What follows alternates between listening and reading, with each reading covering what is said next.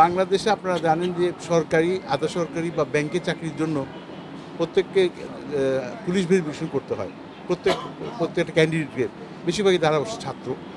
এই পুলিশ ভেরিফিকেশনের যে পদ্ধতিটা 1928 সালের থেকে হয়ে আসছে এবং এই দীর্ঘদিন হলে আছে, প্রায় 96 বছর হয়ে গেল প্রায়।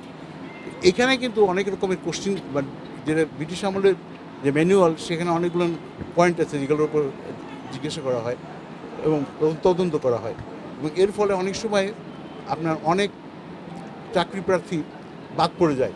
Number one. নাম্বার টু, আরেকটা ঘটনা ঘটে যে ওখানে একটা বিষয় ছিল যে আত্মীয় স্বজনের মধ্যে রাজনীতি কেউ করে কিনা, রাষ্ট্রবিরোধী, তখন যেটা ব্রিটিশরা করেছিলেন যে রাষ্ট্রবিরোধী কেউ আছে কিনা, ব্রিটিশদের আঙ্গিকে যেটা চিন্তা।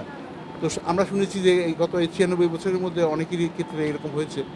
বিশেষ করে সম্প্রতি এরকম একটা অভিযোগ আসছে যে শুধুমাত্র রাজনৈতিক কারণে কারো আত্মীয় স্বজন রাজনীতি করে, সরকারি দল করে না, এমনকি মেবি খালা, খালু, ফুপা, এরকম যাদেরকে কোনোভাবেই বলা যায় না সম্পর্কে নিজের পরিবারের সঙ্গে সম্পৃক্ত, তাদের ক্ষেত্রে এইসব যুক্তি দেখে অনেকের ক্ষেত্রে চাকরি হয় না।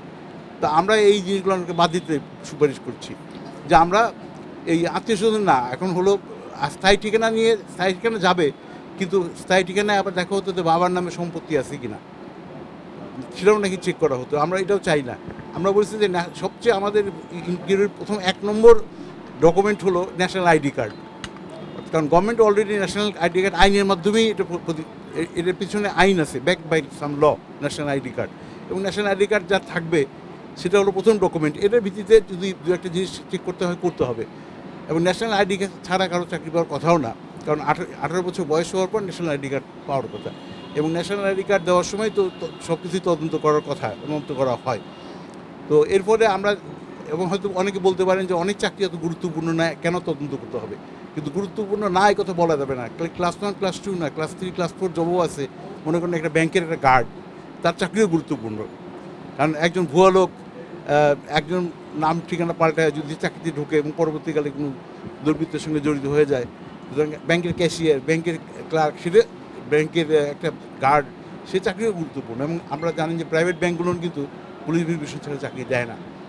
তো এই কারণে আমরা এই পুরো ব্যাপারটাই আমরা নিয়ে বসছিলাম যে যেভাবেই হোক এই মানুষের হয়রানি যাতে কমে। তো এটা মোটামুটি এগ্রি হয়েছে সবাই।